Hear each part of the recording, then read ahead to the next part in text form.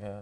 Crazy how, students just overlook the fact that it says you can't smoke here. Like, don't do it. They overlook the sign that says no smoking. Right. And it's they'll stand right next to it and just light up. It's like, oh, it's cool. Blow it in your They don't face. mean it. They're just playing. They're just playing. But the crazy thing is that there's so many people that don't smoke. I myself, I don't smoke. And so I'm there. I'm like trying to get in the building, go to class. And it's like, I have to be subjected to the secondhand smoke. And I don't want it. I mean, I'm a non-smoker as well. And it is pretty gross. I mean, not only that, but it makes campus look bad.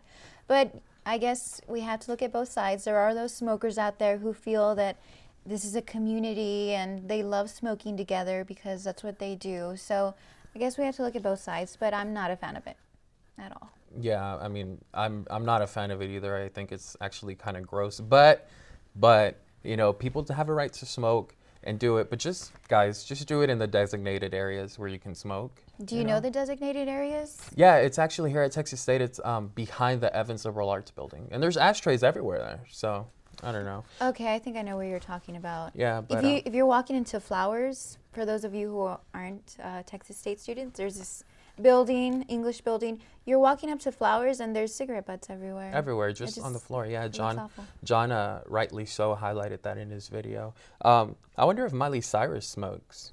I don't think she's 18 yet.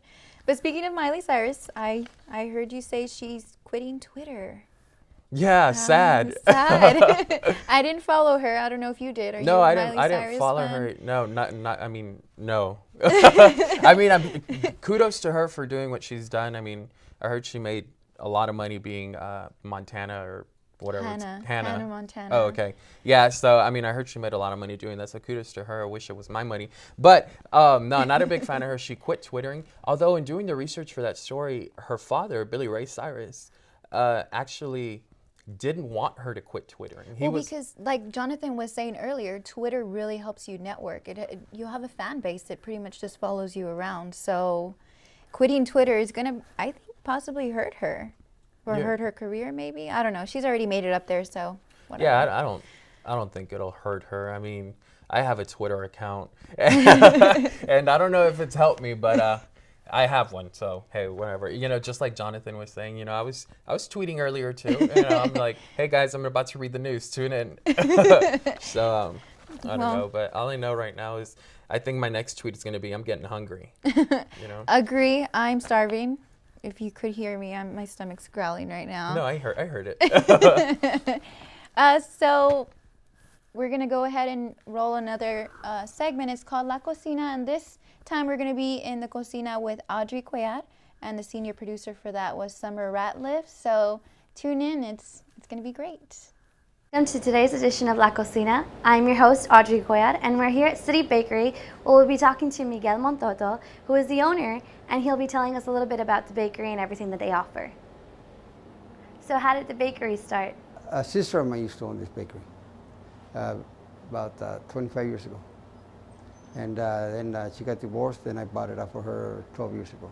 Do you have any other family in the business? Brother-in-law of mine had a bakery, and I started working out with him there in San Antonio, Texas. What would you say sells the most here? Well, actually, everything that you see sells.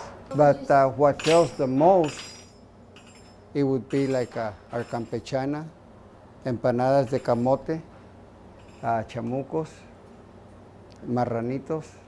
So I know that you all sell tamales and tortillas on every weekend, I think? Yes, we make fresh tortillas every day. I supply a couple of restaurants here in town. And we have barbacoa. Has your bakery gotten any awards or recognitions? Yes, for our apple fritters. We got a 5-star rating on that. So. And that concludes today's edition of La Cocina.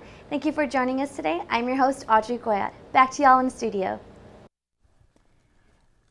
That made me even more hungry. Marranitos. Oh, I love them. Do you? Yes. I love my churros. I've never had It's one. like healthy. No, it's like Really? fried dough dipped in sugar and filled with cinnamon or Oh, something. that sounds healthy. Yeah, it's extremely Get on healthy. a You know, churro it's a diet. good, hey, it's delicious, but it's a good way to clog your arteries. But I'm all for it. Whatever, they're good. Have you ever been there? It's the local bakery here in San Marcos. Oh, it's awesome and inexpensive as well. Might have a little surprise for everybody later on in the studio. Oh, I hope so, 'cause I'm hungry. I'm hungry too. Yeah, no, actually, I haven't been to that one yet, I don't think. But I try to scope out all the different little Mexican bakeries, around town, because when I get homesick, I remember at home we always, in the middle of our table, we had like a little glass thing full of bread all the time. And so when I get homesick, I'll just I'm going to go get some Mexican bread. And That's how I feel. I walk into that panaderia and you just you feel like you're home. Like, oh, Valley. oh, I don't know about all that. No, I'm kidding. No, Maybe I'm you from need to go Houston, there. so Oh, yeah, well, that's H-Town. fine. Nah. Yeah, and they're good. I need to check that one out though.